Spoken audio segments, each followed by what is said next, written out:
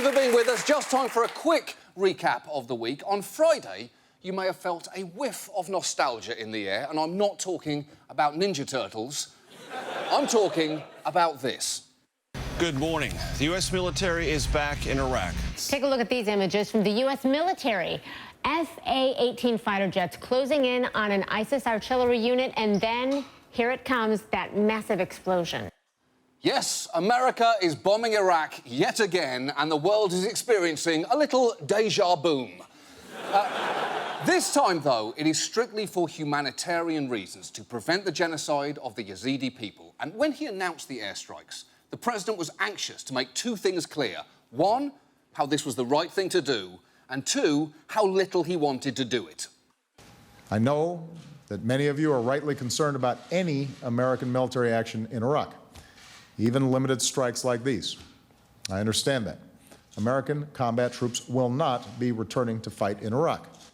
I've got to say, the president sounds a lot like a girl who is trying to reassure her friends that she's not getting back together with the ex-boyfriend that they all hate. Look, guys, I'm just getting a drink with Iraq, OK? He's having a really tough time right now. I will not be returning back to his place. Although, you know what? Text me at 10 o'clock tonight and remind me that he was a nightmare. Remind me of that. That's good for me to hear. In fact, there was really only one theme that most people took away from the speech. A very reluctant President Obama gave the order for airstrikes in Iraq last night. President Obama has been reluctant, to say the least. He was reluctant to get in and take action here. He seemed very reluctant to do this. Extremely reluctant. Oh, yes. Reluctance. It's always been the best tone for leaders to use when inspiring troops before battle. Who can forget Henry V's immortal words, "Once more into the breach, dear friends"? Unfortunately, because obviously everyone would prefer not to go into the breach. No, even by breach standards, this breach is ghastly. Look, we all hate breaches, but we're going into this one. We don't have to like it, we just have to get this shit over with. Who's with me? Charge! Charge! Charge, I say! Charge, I say! Turning now, though, to an even more lawless territory than Iraq, the internet. There was news this week that may affect a huge number of people on Earth. A report this morning claims a Russian gang is holding a massive list of stolen online records. According to a Milwaukee company called Hold Security, the thieves stole 1.2 billion usernames and passwords. OK, that is clearly worrying, but on the bright side, that is also the least threatening Russian gang ever. Give us what we want, or Dmitry here will poke your ex-girlfriend on Facebook. You will do it. The truly terrifying part of this story is not just the scale of this theft, it's what the solution might have to be. Assume that every password that you've got is no longer safe and you should go through and change them all. Just don't allow that. Everybody should go and change their passwords. Yeah, I get that. I get that I should definitely change my password. The problem is, I'm not going to do that. Because that sounds hard, even though it isn't. At the very least, it might involve me having to remember answers to security questions from 12 years ago. What was my pet's name in 2002? Was it Kelly Barkson or Hootie the Goldfish? You know what? It was Christina Aguilizard. But I'm still not doing it. I'm still not doing it. Look, I get no one wants to do this. So to help you, we've actually come up with a list of replacement words that nobody, not even a Russian gang, will be able to guess. Perfect passwords such as Alan Alda New Batman. No one is guessing that. It's the perfect password. That sequence of words has never been inside anyone's head. Although now, to be honest, I think he would be a good Batman. I think it's a different way to go with the character. So instead, you might want to go with something like Pittsburgh Olympics 2024. That's rock solid. It makes no sense. It even feels weird saying it out loud. Here's a bunch more passwords running along the bottom of your screen right now. Help yourself to any of these. None of them make sense. There's lobster brownie, John Oliver equals Christian Grey. Just words that don't belong together. The point is you're covered. But finally, turning to the crisis in Gaza. Earlier this week, everyone placed their hope in the announcement of a 72-hour ceasefire. Good news? The ceasefire held. Bad news? Then this happened. The three-day ceasefire between Israel and Hamas is history. The Israeli military says rockets were fired into Israel before the ceasefire even ended. Look, is it too much to ask that a ceasefire in Gaza last a little longer than fucking Bonnaroo? As of taping right now, another ceasefire has apparently begun. We can all only hope that it holds. The problem is that even when leaders over there start to sound hopeful, the things they're hopeful about are depressingly unambitious.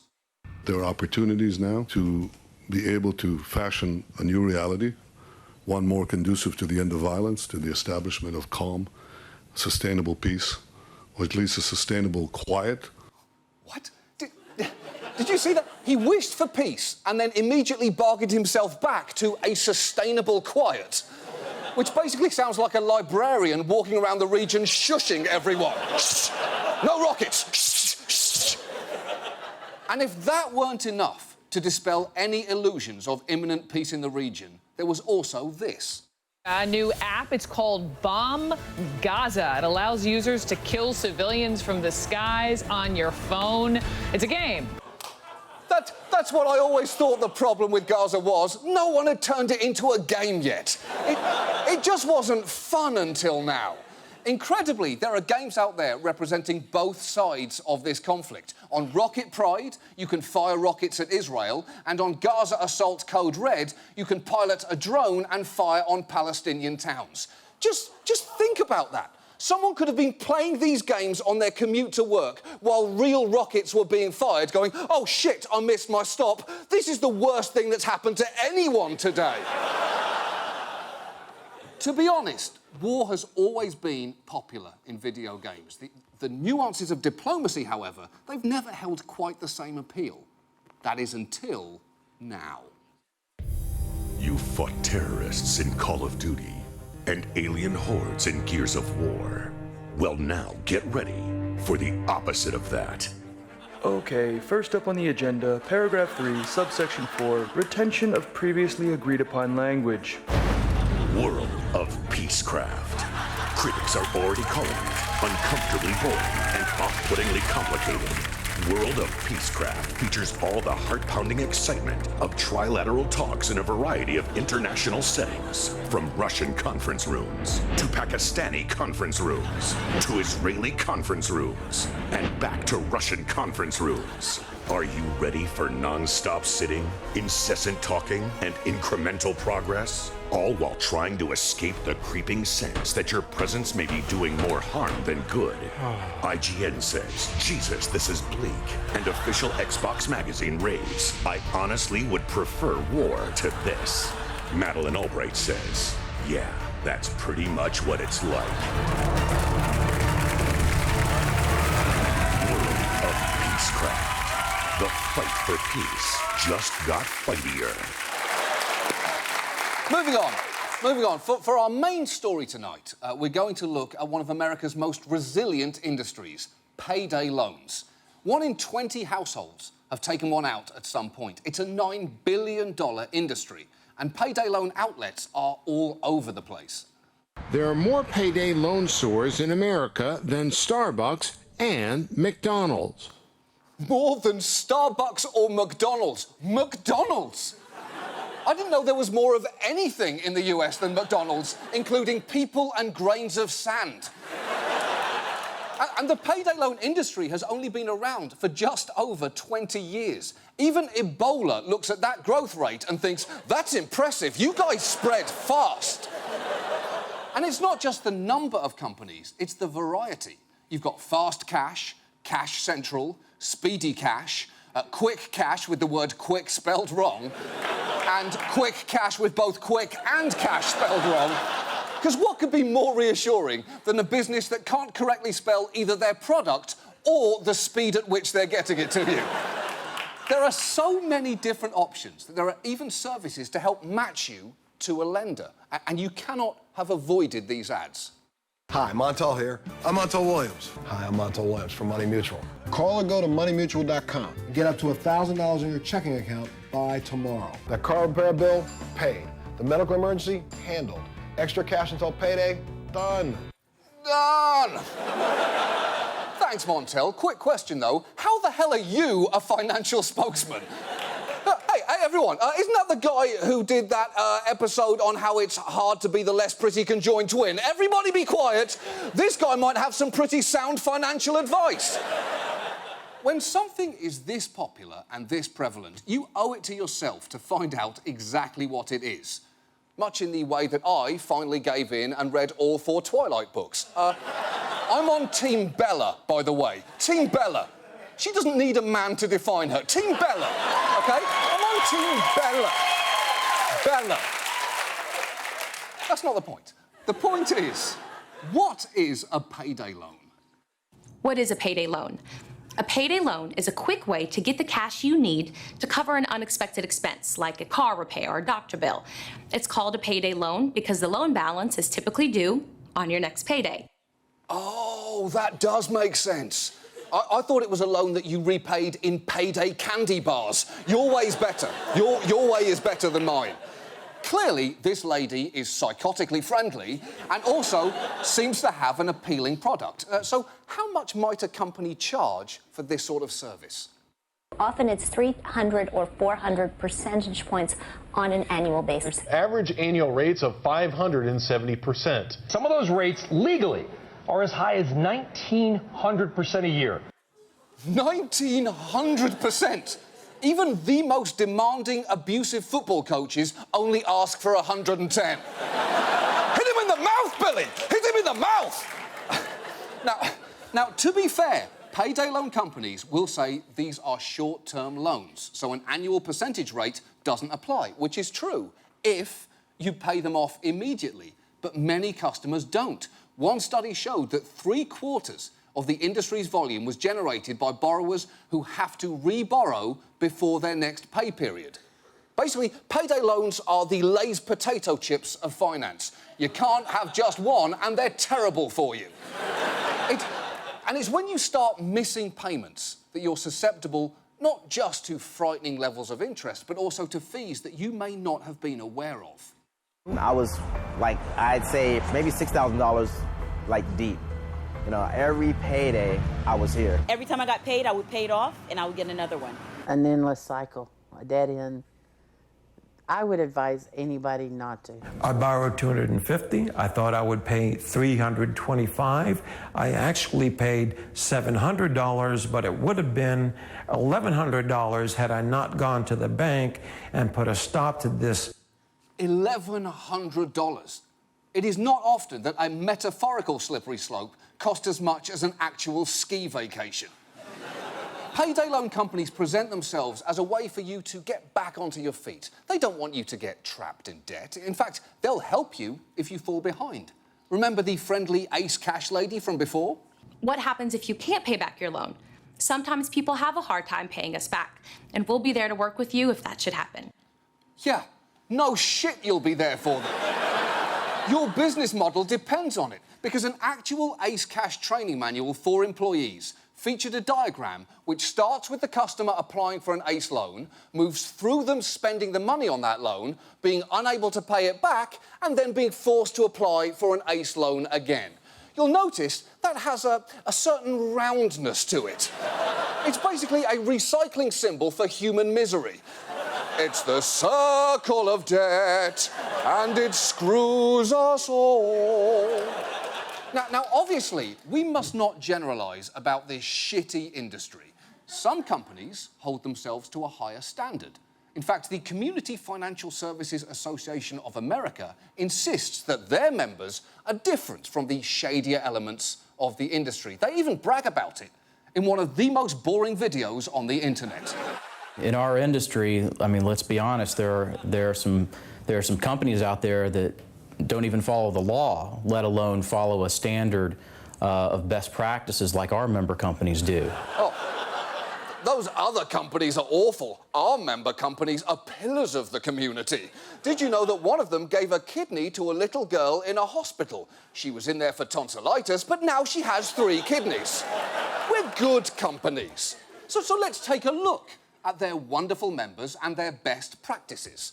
First, there's Advance America, one of the biggest companies in the industry, whose co-founder defends his business like this.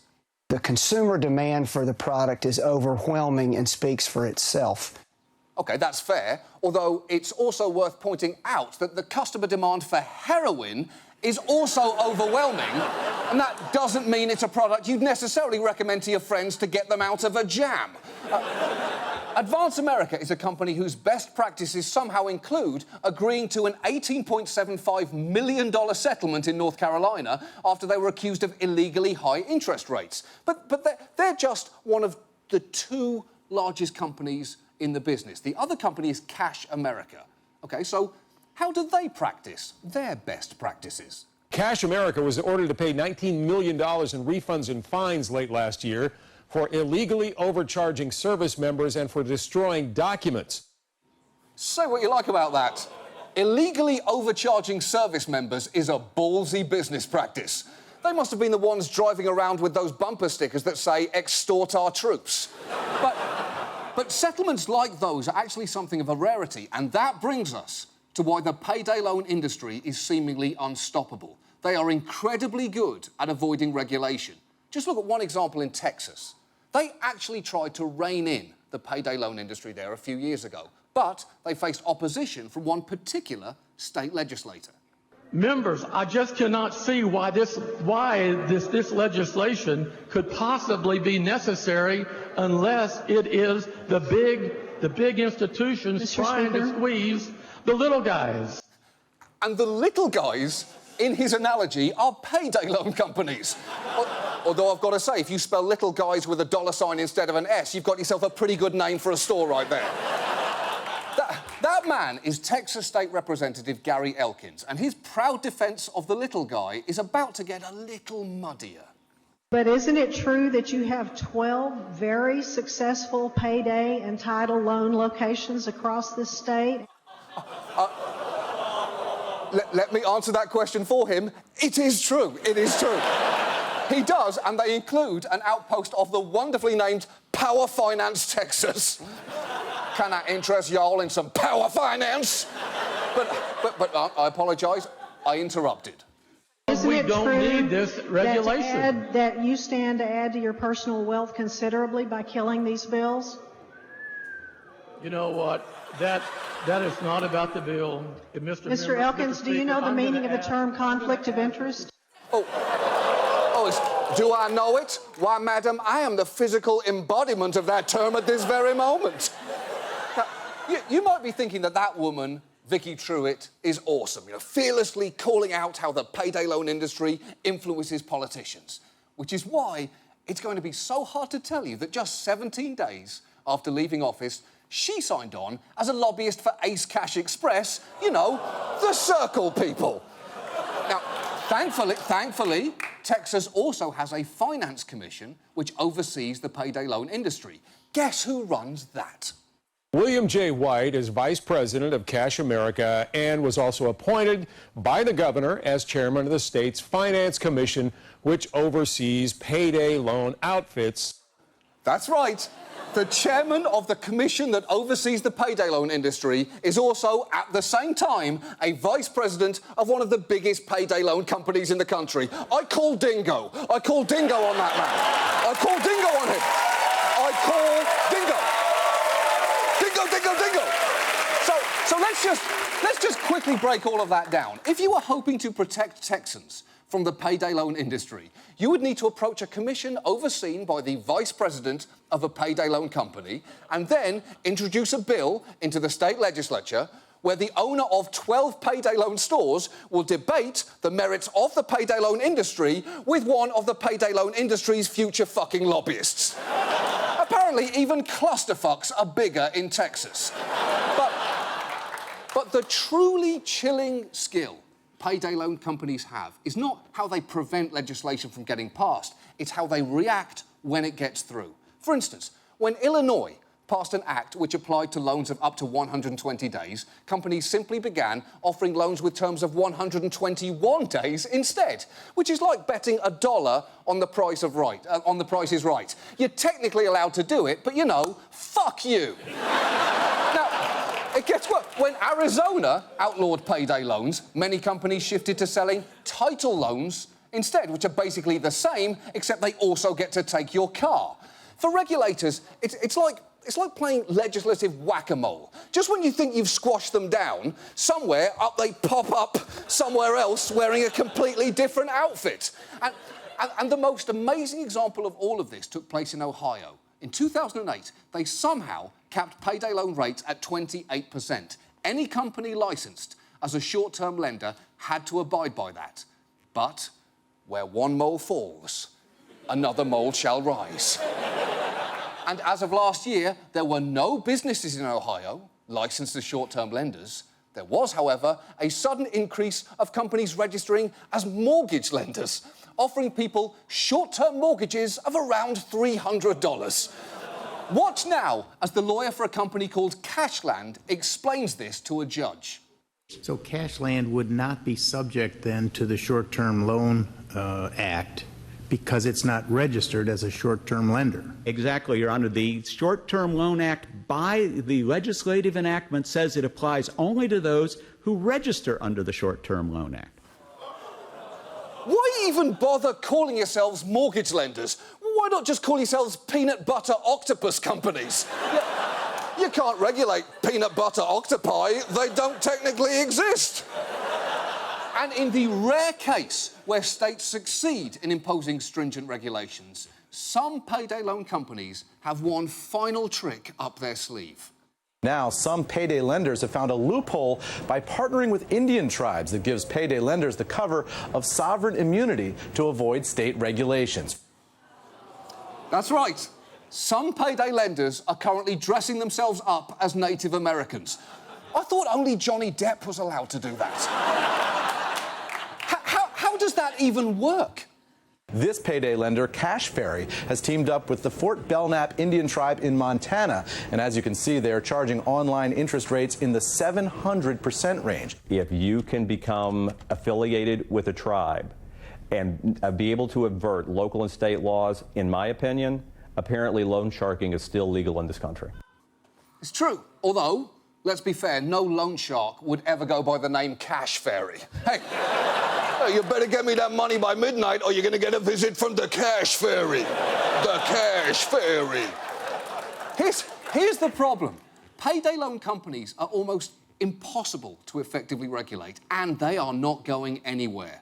A Pew survey found that a majority of borrowers said payday loans take advantage of them, but a majority also said they provide relief. And that is why they are so dangerous. People sometimes need them. But you have to be absolutely sure there are no better options.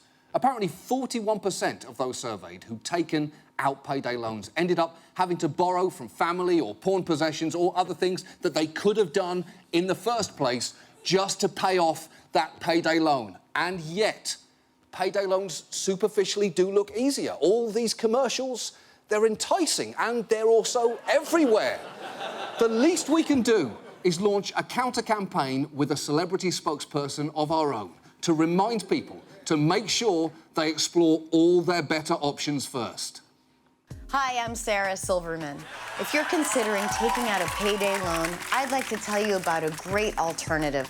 It's called Anything Else. The way it works is, instead of taking out a payday loan, you literally do anything else. Sell your sperm, sell some blood. Throw yourself in front of a rich guy's car. He'll throw money at the problem just to make that shit go away. Are you an old person and need money? Take things. You're old, no one's gonna stop you. You're not gonna go to jail. Go to the grocery store right now, fill up a cart with everything you need and walk the fuck out of there. You know what? People will pay you to pee on them. That's true. Duties too. Duties are more, like double. I know this for a fact.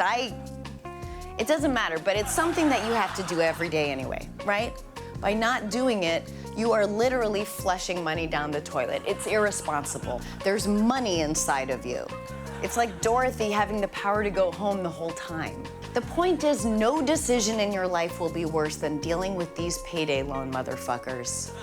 They're motherfuckers. They're fuckers of mothers.